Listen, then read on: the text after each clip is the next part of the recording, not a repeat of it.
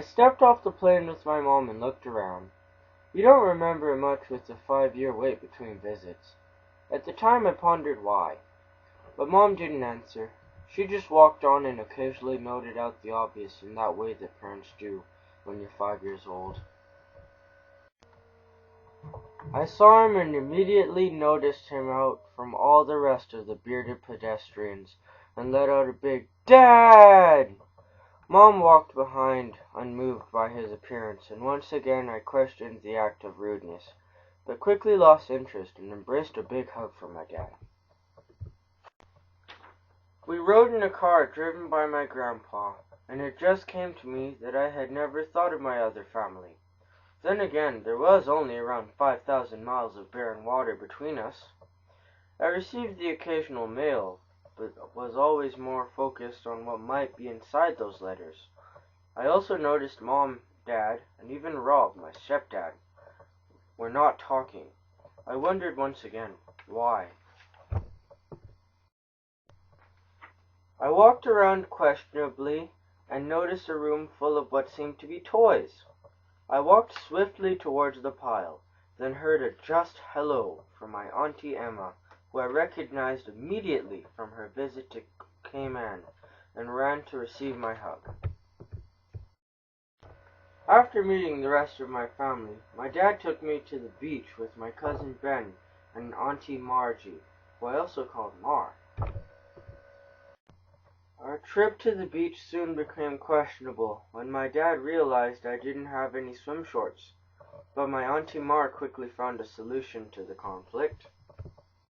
In his hand I saw something no 5-year-old should be subjected to, and was asked an easy question, because the question he asked me was, "Would you like to try these on?" I looked at the Speedos, and soon felt self-conscious for even having a parent who wanted me to wear them. I just walked away, saying, "No thanks, Dad." I walked at least quarter mile down a sandy beach, avoiding beached animals like jellyfish and stonefish. Finally I reached the water's edge to receive an unfortunate chill up the spine as a wave sprayed me and surrounded my ankles. The only word that I thought was, "cold."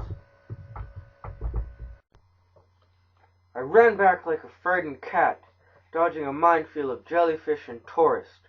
I was too cold to think straight. I ran towards the first towel offered to me. At least I think I didn't just grab one.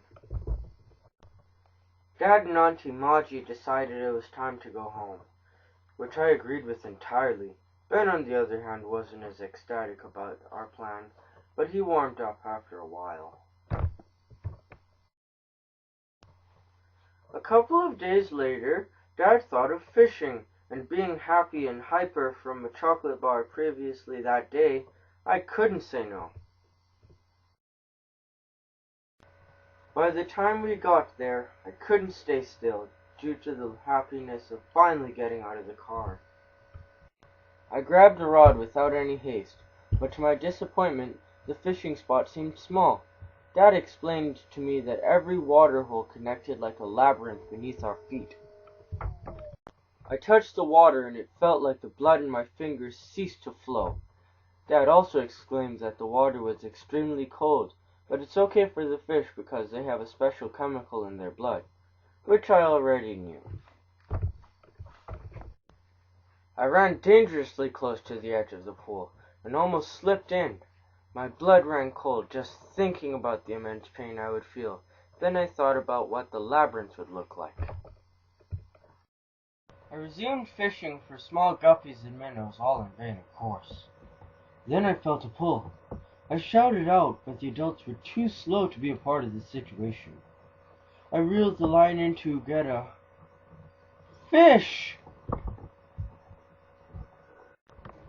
Turning around without caution to show the adults, I slipped on the sand to fall into an icy pool. My back was burning from the belly flop-like plunge. Then I felt the real issue.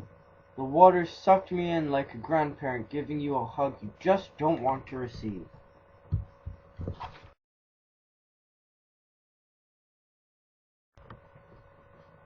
petrified from the shock of the water, stalled by not knowing what to do, and forgetting how to move.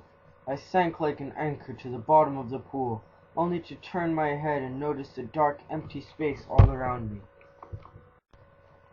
I felt cold and claustrophobia set in quickly. It took long enough for the adults to notice that I couldn't move, which initially made the situation more dangerous. I regained some common sense and realized that I can't breathe underwater, so I forced all of my power into my arms and legs, then forced myself to stand up. After my great stride to air, I also realized I had at least 4 feet to swim, so I ignored the darkness and grabbed my dad's hand. After I made it out, I made swimming in Ireland a permanent no-no on my invisible checklist. This advice has helped me out so far in life. After the trip to Ireland, I went home to Cayman and was never so grateful to be there. I enjoyed spending time with Dad, but nothing beats home.